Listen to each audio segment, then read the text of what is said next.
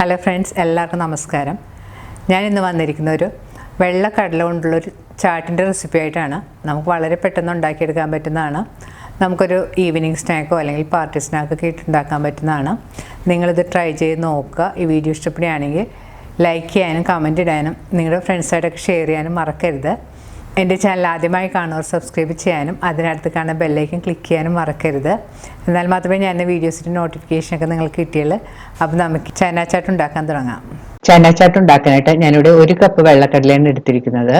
കടല നന്നായിട്ട് കഴുകിയതിന് ശേഷം ആവശ്യത്തിന് വെള്ളം ഒഴിച്ച് 6 മുതൽ 8 മണിക്കൂർ വരെ കുതിരാനായിട്ട് മാറ്റി വെക്കണം. കുതിർത്ത കടല പ്രഷർ കുക്കറിൽ ഇട്ടതിന് ശേഷം മുങ്കാൻ ഭാഗത്തിന് വെള്ളം ഒഴിച്ച് ഉപ്പുപൊടിയും ചേർത്ത് 4 തൊട്ട് ഒരു 5 വിസിൽ വരുന്നത് വരെ വേവിച്ചെടുത്ത കടലയാണിത്. ഇനി ഇതിനാവശ്യമുള്ള മറ്റ് ഇൻഗ്രീഡിയൻസ് എന്തൊക്കെയാണെന്ന് നോക്കാം. 2 മീഡിയം സവാള ചെറിയ കഷ്ണങ്ങളായിട്ട് മുറിച്ചത്, ചെറിയ ജീരകം, ഒരു തക്കാളി ചെറിയ കഷ്ണങ്ങളായിട്ട് മുറിച്ചത്, ഇഞ്ചി പൊടിയായിട്ട് അരിഞ്ഞത്, മല്ലിയില. ചാട്ടുണ്ടാക്കാനായിട്ട് ഞാനിവിടെ ഒരു പാനിൽ എണ്ണ ചൂടാക്കാൻ വെച്ചിട്ടുണ്ട്. എണ്ണ ചൂടായി വരുമ്പോൾ അതിലേക്ക് നമുക്ക് ചെറിയ ജീരകം പൊട്ടിക്കാം. ജീരകം നല്ലതുപോലെ പൊട്ടി വരുമ്പോൾ അതിലേക്ക് നമുക്ക് സവാള ചേർത്ത് കൊടുക്കണം. ഞാനിവിടെ 2 മീഡിയം സവാളയാണ് എടുത്തിരിക്കുന്നത്. അപ്പോൾ അതിൽ നിന്ന് പകുതി സവാളയാണ് ഇതിലേക്ക് ചേർത്ത് കൊടുത്തിരിക്കുന്നത്. പകുതി നമുക്ക് ലാസ്റ്റ് ഗാർണിഷ് ചെയ്യാനുള്ള വേണ്ടി മാറ്റി വെക്കണം. സവാള ചേർത്ത് നന്നായിട്ട് വഴറ്റി കൊടുക്കണം.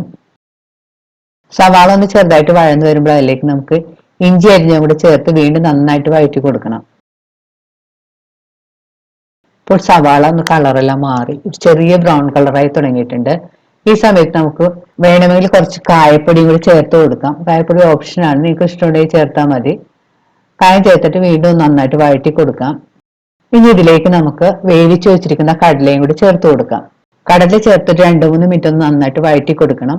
അതിനുശേഷം അതിലേക്ക് ഒരു 1/2 ടീസ്പൂൺ മഞ്ഞൾപ്പൊടിയും 1 ടീസ്പൂൺ കാശ്മീരി ചില്ലിപ്പൊടിയും കൂടി ചേർത്ത് കൊടുക്കാം. ഞാൻ ഇൻഗ്രീഡിയൻസ് കാണിക്കുന്ന സമയത്ത് പൊടികൾ കാണിക്കാൻ വിട്ടുപോയതാണ്. പൊടികൾ ചേർത്തതിന് ശേഷം സ്റ്റൗ ലോ ഫ്ലെയിമിൽ വെച്ച് 2-3 മിനിറ്റ് വീണ്ടും നന്നായിട്ട് വഴറ്റി കൊടുക്കാം. മുളക് പൊടിയുടെയൊക്കെ അളവ് നിങ്ങളുടെ പാകത്തിനനുസരിച്ച് കൂട്ടുകയും കുറയ്ക്കുകയൊക്കെ ചെയ്യാം.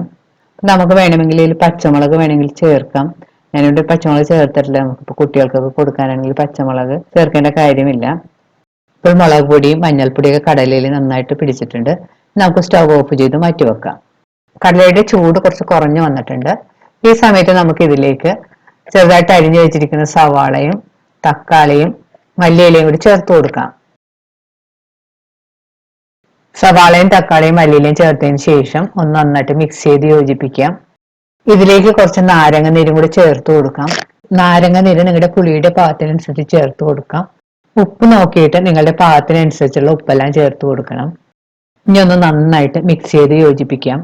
ഇപ്പൊ നമുക്ക് ചാറ്റ് മസാലയുടെ ടേസ്റ്റ് ഒക്കെ ഇഷ്ടമാണെങ്കിൽ അതും കൂടി ചേർത്തൊക്കെ കൊടുക്കാവുന്നതാണ്. അല്ല നിങ്ങളുടെ താല്പര്യം അനുസരിച്ച് ടേസ്റ്റ് നോക്കിയൊക്കെ ചേർത്ത് കൊടുക്കാം. വളരെ രുചികരവും നല്ല ഹെൽത്തിയുമായ നമ്മുടെ ചന ചാട്ട് റെഡി ആയി കഴിഞ്ഞാൽ നിങ്ങളിത് ട്രൈ ചെയ്ത് നോക്കുക. ഇപ്പം നമുക്ക് ക്രിസ്മസ് പാർട്ടിക്കൊക്കെ വേണമെങ്കിൽ ഇത് തയ്യാറാക്കി വിളമ്പാവുന്നതാണ്. നിങ്ങളിത് ട്രൈ ചെയ്ത് നോക്കുക. ഈ വീഡിയോ ഇഷ്ടപ്പെടുകയാണെങ്കിൽ ലൈക്കും കമൻറ്റും നിങ്ങളുടെ ഫ്രണ്ട്സായിട്ടൊക്കെ ഷെയർ ചെയ്യാനും മറക്കരുത്. വീണ്ടും ഇതുപോലുള്ള നല്ല റെസിപ്പിയുമായി നമുക്ക് കാണാം. Thank you.